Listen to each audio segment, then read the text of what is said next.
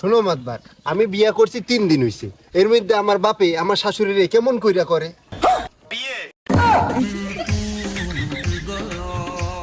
তোর সকালে লাত্তি দিয়া তোর ডেকে আমি ভাত কাপুর চাই।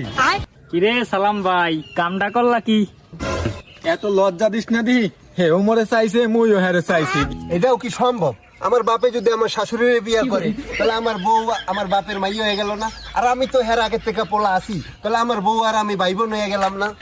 হে প্রভু, তাইলে তো সম্পর্কের মধ্যে করাত বাদ যে। এ মনি, একটু মানাই শোনাই নে না। কেমনে মানায় নিমু? আমার শ্বশুর বাড়ি আমার বউর শ্বশুর বাড়ি একই জায়গায়। শুধু কি তাই, আমার বাপের শ্বশুর বাড়ি আমার শ্বশুর বাড়ি তাও এক জায়গায়।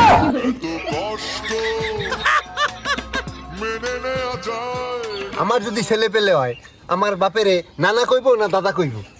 আমার বাপের যদি ছেলে পেলে হয় আমার কি মামা কইব না দুলাভাই কইব? তো মহাবিপদে পড়লাম। এর আগে তো এরকম সালিশি আমার একটাও বাজে নাই। ও মাতাব্বার, তা নইলে বাদই দিলাম। আমার বাপের কি আমি আব্বা বলামো না শ্বশুর বলামো?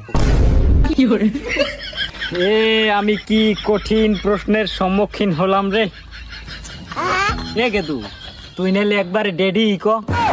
আমি না হয় ডেডি কইলাম, আমার বউ আমার আব্বারে কি শ্বশুর কইবে না আব্বা কইবে? আর যে কুলাইতে পারলাম না।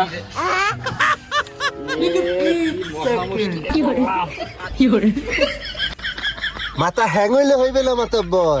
আমি কি আমার শাশুড়িরে মা কমু না শাশুড়ি কমু?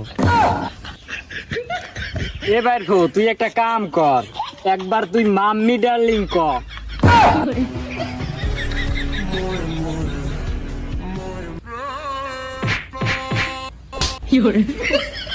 দুইজন একবারে মানিয়ে চুনিয়ে নে রে বাবা। আমারও তো সংসার আছে, আমার বাড়ি যাইতে হইবে বাবা। তুমি নইলে বাড়ি গেলে, আমি বাসায় গেলেই মনে হইতেছে আমি বাড়ি আইলাম না শ্বশুর বাড়ি আইলাম। বিশ্বাস কর বাইরফ, মুইও কইতে পারি না। ও সালাম ভাই, তোমার সেটাই তক্তা মেরে দেব। তুমি কেটা একটা কামের কাম হল্লা, তোকে এই বাপ বেটার সালিশি করতে হইলে তোর দাদারে লাগবে। আমারে তোরা মাফ করিয়া দে। আরে আমি জানো কেডা?